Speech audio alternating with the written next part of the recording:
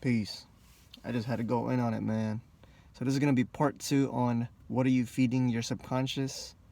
And so what I wanted to touch on was like an extension of that first video. So that's why I'm doing this part 2. And so, like, what are you feeding your subconscious? Again, what do I mean? What do I mean by that?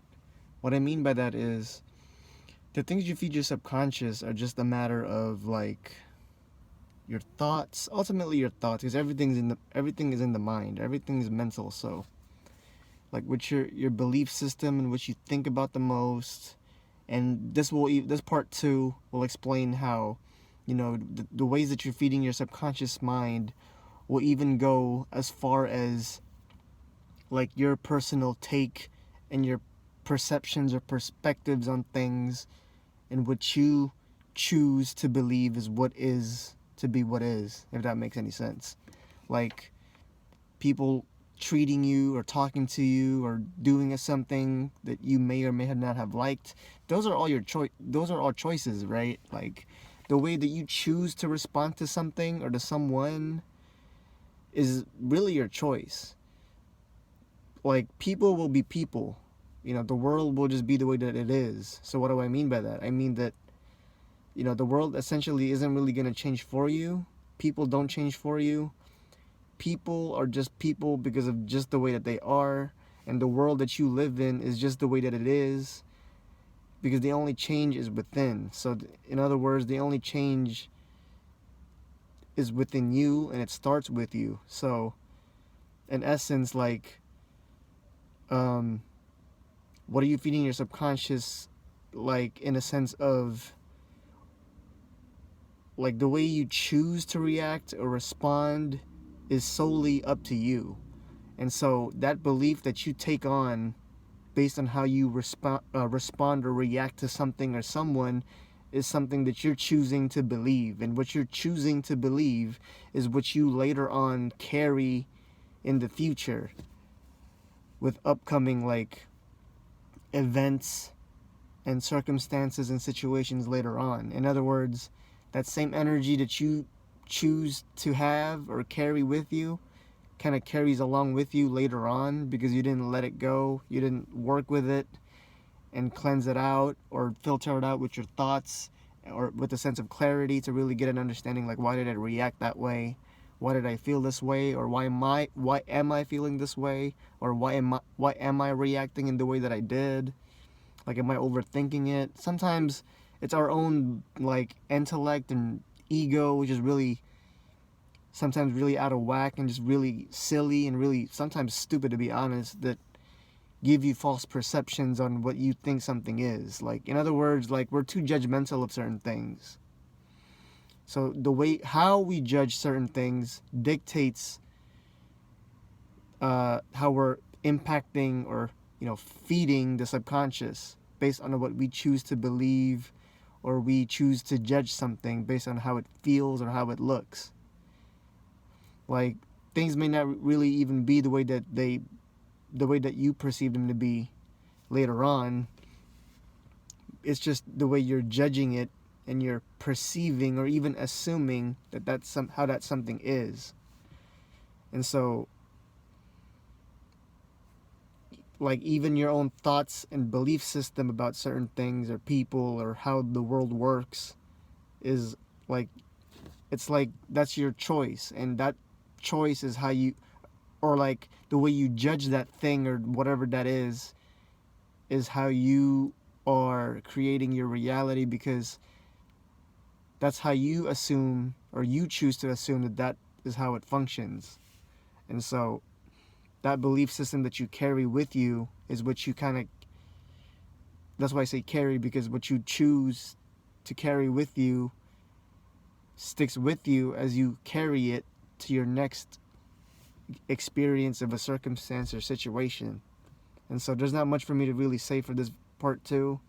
This is just a touch up or a part 2 sort of kind of thing, like a sequel to the first one, the part 1 about.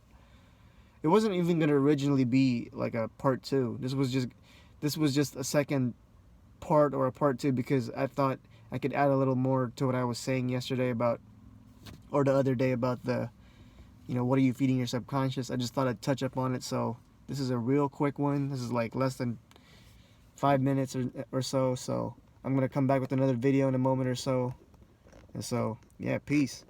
What are you feeding your subconscious? Your thoughts and your beliefs and what you choose to believe also impacts your subconscious, because those beliefs are tied to an energy, which is tied to like your emotions, which is energy in motion. So belief systems and the things that you choose to believe based on how you want to judge things have an energy signature that you carry with you, which then becomes subconscious. And once it becomes subconscious, aka a part of your being, then that creates your reality, because the subconscious is the true creator of your reality. Creator of your reality. So again, power of awareness. That video, I keep saying that, is so slept on like crazy. You can't change anything unless you have that power of awareness, or that awareness, because your awareness is that light that sheds dark aspects of your world. That's like your flashlight that you're able to use to find things, to find hidden treasures or hidden gold, or to find that silver lining within that darkness. It's that awareness. When you're not aware of something, you're gonna be caught in that cycle of repetitiously doing it over and over and over again. And the reason you're doing it over and over and over again is because you don't even realize you're doing it. You don't realize you're doing it because you have no awareness. You have no consciousness in that aspect of who you are, or that thing in your life, or whatever.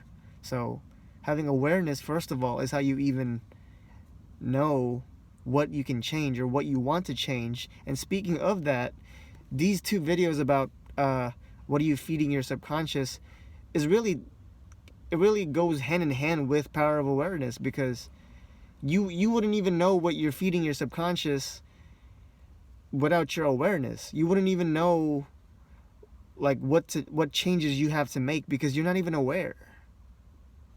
Your body movements, the way you walk, the way you talk, your attitude, the tone of your voice, the way you choose to perceive people and judge people and judge things and judge yourself, your actions, all those things are subconscious, but you can only make changes within those things, those realm of things, when you have that light or that awareness.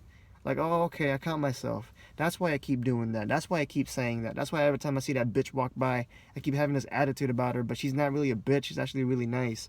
Or that's why that asshole over there keeps looking at me, because I keep looking at him all funny, so he's just reacting to me. So your own ego, which is there to protect you, but in many ways can get in the way of what you can really, like your ego can really get in the way of your true hidden power, which is within you, your God self or your inner self, whatever you want to call it. Because your intuition knows right away what to do or what to say, or your intuition always knows like the right thing to do. It always has the ultimate guidance to change and fix your life. That's your intuition is like your personal and ultimate therapist that's within. That's your guide. That's your ultimate guide for your human life. And so your ego gets in the way, because your ego is just based around intellect. That's what tells you the left and right, the up and down, the right and wrong and all that. And your ego is very limited. So when you judge certain things, a lot of times it's from your ego. But your intuition is like that inner voice, or that voice like in the back of your head or somewhere within you that's kind of trying to, it's like in the back seat trying to like speak to you, trying to tell you like, hey, before you make that judgment about that thing or that person, really think about it. Like, is it really what you think it is? But you often will argue with yourself and battle with, the reason you're even having conflict and arguments with yourself is because of your ego. Like your intellect, your own intellect gets in the way of like what you can truly change based on the guidance that you're getting, which is your intuition or your spirit. And I'm also going to do a video on that, about decoding spiritual messages, which is, your intuitive self. And so, yeah, be aware of what you judge and how you judge and what you choose to perceive and believe, because those also create your reality, aka impressing the subconscious. Because you can look at life in any way you want to. You can judge and perceive people any way you want. It's the decisions and the choices that you make on how you choose to look at something.